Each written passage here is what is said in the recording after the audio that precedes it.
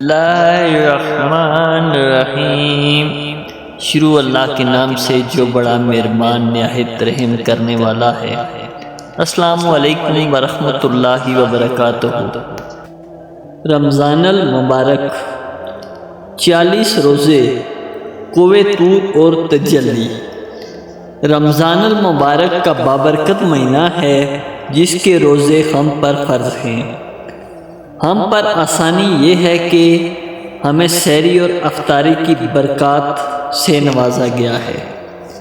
سحری میں بھی روٹی، پراٹھا، سالن، دہی، دودھ، لسی وغیرہ، اور افطاری میں بھی کھجور، مختلف اقسام کے فروٹ، میٹھے جوس یا شربت اور دیگر کھانے کی ڈشیں بھر کر کھاتے۔ پچھلی امتوں کے لوگ جب روزہ رکھتے تھے وہ بہت طویل ہوتا تھا۔ اس میں ایک دن اور ایک دن رات میں صرف ایک مرتبہ ہی کچھ کھایا پیا جا سکتا تھا۔ آپ کہہ سکتے ہیں ان کی سحری افطاری ایک ساتھ ہوتی تھی۔ حضرت موسیٰ علیہ السلام کو بھی جب تورات سے نوازنا تھا تو ان کو بھی 30 روزوں کا حکم ہوا تھا۔ حضرت موسیٰ کوہ سینا پر عبادت کے لیے جاتے تھے۔ روایات میں ہے کہ فرشتہ نے چٹائی کرسی جنت سے لا کر دی کہ موسیٰ اپنے جوتے اتار کر اس پر بیٹھ کر عبادت کرو۔ کوہ سینا یا وادی سینا مصر میں واقع ہے۔ بلند و بالا پہاڑ ہیں جن کی نوکیلی چوٹیاں اور درختوں کی بوتات ہے۔ ان میں سے ایک چوٹی کا نام طور بھی تھا۔ اس کے ایک طرف سینٹ کیتھرائن بھی ہے۔ سعید بن منصور نے ابو حبیب الحارث بن محمد سے روایت کیا کہ 4 پہاڑ اللہ تعالیٰ کے نزدیک مقدس ہیں: طور زیتا، طور سینا، طور تینا اور طور تیمہ، اور وہ اللہ تعالیٰ کا قول ہے، قسم ہے انجیر کی اور زیتون کی اور طور سینا کی اور اس امن والے شہر کی۔ طور زیتا بیت المقدس ہے، طور سینا طور پہاڑ ہے، اور طور تینا دمشق ہے، اور طور تیمہ مکہ ہے۔ تفسیر: حضرت موسیٰ نے جب 30 روزے پورے کیے تو انہوں نے اپنی قوم بنی اسرائیل سے کہا کہ میرے رب نے مجھے توریت مقدس کتاب عطا کرنی ہے تاکہ میں تمہیں شریعت سکھاؤں اور تم ہدایت پانے والے ہو جاؤ۔ کسی روایات میں 40، کسی میں 70 افراد لے کر حضرت موسیٰ جب کوہ سینا پر پہنچے، حکم الہی کے منتظر تھے کہ درخت سے پتا توڑ کر چبانے لگے۔ حکم الہی ہوا کہ اے موسیٰ، تمہیں روزہ کا حکم تھا، تم نے کیسے توڑ لیا؟ حضرت موسیٰ نے التجا کی، اے میرے پاک رب، 30واں روزہ ہے جس کی وجہ سے میرے منہ سے بو آ رہی تھی۔ تیری پاکی اور ملاقات کی وجہ سے میں نے درخت سے پتا لے کر چبایا تاکہ منہ کی بو زائل ہو جائے۔ تب بارگاہ الہی سے مسواک کا حکم ہوا اور اللہ رب العزت نے ارشاد فرمایا، روزہ دار کے منہ سے نکلنے والی بو میرے لیے مشک اور عنبر جیسی خوشبوؤں سے بھی بڑھ کر ہے، کیونکہ اب تو نے روزہ توڑ لیا ہے، اب 10 روزہ اور رکھنے کا حکم ہے۔ تجھے قوم والوں نے کہا، اے موسیٰ، جب تک ہم نے دیکھ لیں رب ہمیں نہیں یقین کریں گے۔ ایک بجلی ان پر گری اور وہ سب مر گئے۔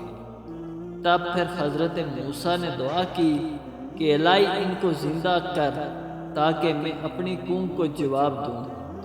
یہ نہ ہو وہ سمجھیں کہ میں نے ان کو ہلاک کیا۔ اللہ رب العزت کے حکم سے وہ دوبارہ زندہ ہوئے۔ پھر حضرت موسیٰ علیہ السلام نے 40 روزے پورے کیے اور اپنی قوم کے لوگوں کو لے کر دوبارہ کوہ سینا پر حاضر ہوئے۔ ملاقات اور دیدار الہی کے شوق میں حضرت موسیٰ اپنی قوم کو پیچھے چھوڑ کر پہاڑ کے اوپر آ گئے اور ہم کلام ہوئے، ہائے کیسا یہ شوق دیدار ہے اپنے محبوب سے ملنے کا کہ حضرت موسیٰ علیہ السلام نے اپنی قوم کو پیچھے کھڑا کیا، خود آگے آئے تاکہ دیدار ہو۔ سب سے پہلے مجھے ہی ہو، میں ہی دیکھوں اس دنیا میں سب سے پہلے اپنے محبوب کو، مجھ سے پہلے کسی کی نظر ہی نہ پڑے میرے محبوب پر۔ کیا خوب محبت ہے۔ اس بات کو قرآن نے سورۃ طٰہٰ میں ایسے بیان کیا، موسیٰ کیوں جلدی کی تم نے اپنی قوم سے بولے، موسیٰ اے میرے رب میں نے اس واسطے کیا ہے تاکہ تم مجھ سے راضی ہو جائے۔ پھر فریاد کی حضرت موسیٰ نے کہ اے میرے مالک مجھے اپنا جلوہ دکھا، اپنا سراپا دکھا، میں تجھ سے محبت رکھتا ہوں، میں تجھے دیکھنا چاہتا ہوں۔ اے میرے محبوب تو اپنا آپ ظاہر کر۔ فرشتوں نے جب یہ فریاد سنی تو حضرت موسیٰ علیہ السلام نے کہا، اے نبی خدا آپ ہم کلام تو ہوتے ہیں، پھر بھی آپ دیکھنا چاہتے ہیں۔ روایات میں ہے کہ 70,000 شخص اپنی طرح اونی کپڑوں میں ہاتھ میں عذاب پکڑے دیکھے۔ جب موسیٰ علیہ السلام نے اور سب ہی دیدار الہی کے منتظر تھے، انہوں نے پوچھا، یا رب کیا ماجرا ہے، کیا میری طرح اور بھی ہیں؟ یہ سب تب فرمایا گیا کہ نہیں، تم اکیلے ہو، لیکن یہ میری ذات ہے جو ہر چیز پر قادر ہے، حتیٰ کہ تجھ جیسے اور بھی ایک پل میں بنانے کی قدرت رکھتا ہوں۔ حضرت موسیٰ کا تجسس اور بڑھ گیا، پھر التجا کہ میرا شوق تمنا تو بس دیدار الہی ہے۔ سورہ اعراف میں اس واقعہ کا ذکر ہے کہ جب حضرت موسیٰ علیہ السلام نے اپنی خواہش کا اظہار کیا تو پاک پروردگار نے فرمایا کہ اے موسیٰ اس دنیا میں تو مجھے ہرگز نہیں دیکھ سکے گا، تو اپنی نظر سامنے پہاڑ کی طرف کر، اگر تو اپنی جگہ قائم رہے گا تو پھر میں تو مجھ کو دیکھ سکے گا۔ تو جیسے ہی رب العالمین نے اپنی تجلی دکھائی، پہاڑ جل گیا، ریزوں میں بکھر گیا، حضرت موسیٰ بھی بے ہوش ہو گئے اور قوم کو 70 یا 40 افراد بھی مر گئے۔